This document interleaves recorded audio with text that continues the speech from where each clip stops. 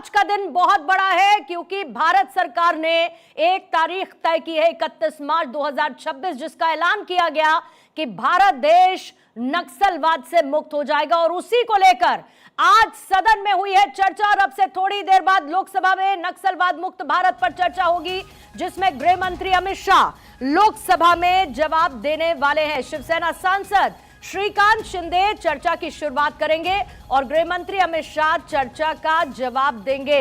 अब से थोड़ी देर बाद सदन में संबोधन की शुरुआत होगी। गृह मंत्री अमित शाह की तरफ से लगातार नक्सलवाद मुक्त भारत पर सरकार की तरफ से काम किए जा रहे हैं। कई ऐसी बैठकें गृह मंत्री अमित शाह ने छत्तीसगढ़ में जाकर ली, खासतौर से छत्तीसगढ़ के धुर नक्सल प्रभावित इलाके हो या महाराष्ट्र का गढ़चिरौली हो, ये अलग अलग वो इलाके, चाहे झारखंड के कुछ हिस्से हो जहां पर नक्सलवाद पनपा, लेकिन उस लाल आतंक का काम तमाम करने के लिए सरकार की तरफ से एक डेडलाइन तय की गई और वो डेडलाइन 31 मार्च 2026 की, जो कि कल होने वाली है। लेकिन आज गृह मंत्री अमित शाह लोकसभा में इसे लेकर जवाब देने वाले हैं। शिवसेना सांसद की तरफ से चर्चा की शुरुआत श्रीकांत शिंदे करने वाले हैं और फिर उसके बाद गृह मंत्री अमित शाह चर्चा का जवाब देंगे। पिछले कुछ समय में हमने लगातार देखा कि बड़े स्तर पर नक्सलियों की तरफ से आत्मसमर्पण किया गया। ये एक बहुत बड़ा बदलाव देखने को मिला।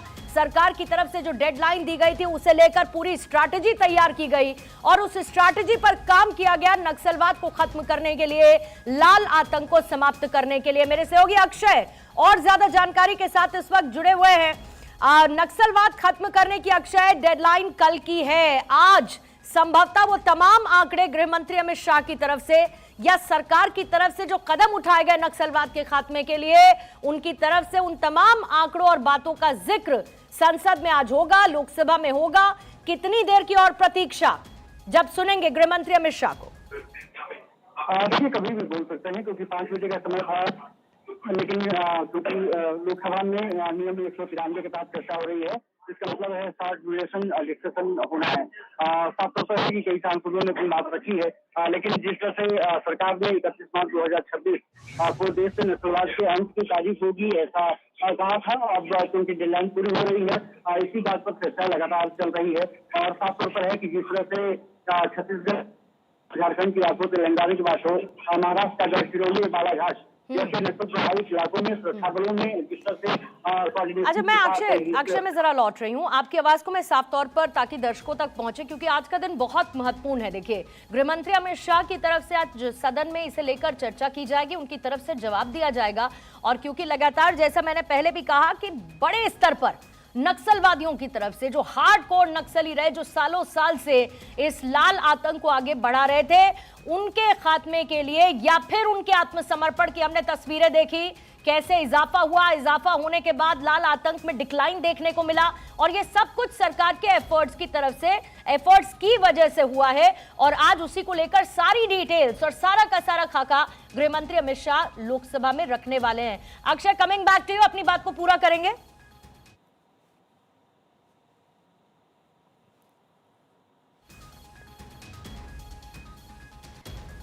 तो देखिए, 2-3 वजह। सबसे पहली बात, सरकार की तरफ से कई ऐसे प्रोग्राम्स चलाए गए जो नक्सलवाद है या जो नक्सली हैं वो हिंसा का रास्ता छोड़ें, मुख्य धारा में लौटें। और ऐसी कई तस्वीरें हमने देखी जब बड़े बड़े नक्सली या तो उन्हें ढेर कर दिया गया या फिर वो मुख्य धारा में आ गए, हिंसा का रास्ता, नक्सलवाद का रास्ता उनकी तरफ से छोड़ा गया।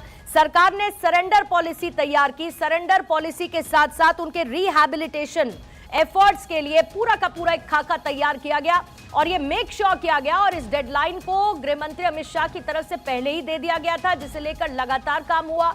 मैंने जिक्र किया महाराष्ट्र जैसे राज्य, झारखंड जैसे राज्य, छत्तीसगढ़ जैसे राज्य, जहां पर लाल आतंक का साया हमेशा देखने को मिला है।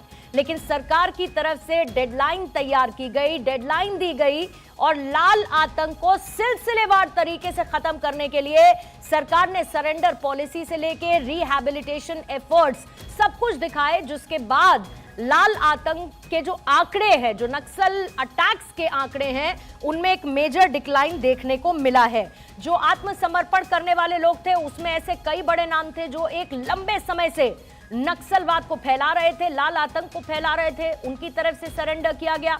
कई ऐसे नक्सलियों के ढेर होने की खबर आई। सामने आपको स्क्रीन पर हम वो आंकड़े तारीख के साथ बाकायदा दिखा रहे हैं कि कब कब कौन से नक्सलवादियों ने सरेंडर किया या फिर उन्हें ढेर कर दिया गया। इनाम उनके ऊपर बड़ा घोषित था। ये कार्रवाई लगातार की गई।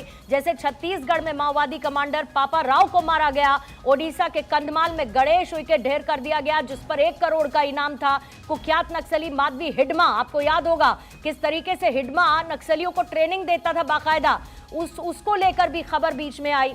और ऐसे आंकड़े भी ये साफ तौर पर इसकी तस्दीक करते हैं कि नक्सलवाद का खात्मा धीरे धीरे सरकार की स्ट्रैटेजीज के साथ और गृह मंत्रालय की तरफ से जो एफर्ट्स देखने को मिले, जो गृह मंत्रालय की तरफ से, होम मिनिस्ट्री की तरफ से कार्रवाई की गई, जिसके बाद नक्सलवाद में एक डिक्लाइन देखने को मिला। एक मेजर डिक्लाइन आंकड़ों के जरिए भी साफ तौर पर नजर आता है, जिससे सरकार की एक सफलता के तौर पर देखा जाना चाहिए। क्योंकि एक तरफ जहां पर मुख्य धारा में जोड़ने की प्रयास किए गए, साथ ही कई ऐसे नक्सल जो कि नक्सलवाद फैलाते थे जिन्हें ढेर किया गया। और खास तौर पे चाहे अबूझमाड़ का छत्तीसगढ़ में इलाका हो या फिर महाराष्ट्र का गढ़चिरौली हो या झारखंड के कुछ ऐसे इलाके हों या फिर छत्तीसगढ़ का अबूझमाड़ हो, ये वो ऐसे रहे इलाके जहां पर नक्सलवाद लगातार पनपा है और उसे खत्म करने की कवायद सरकार की तरफ से लगातार देखी गई।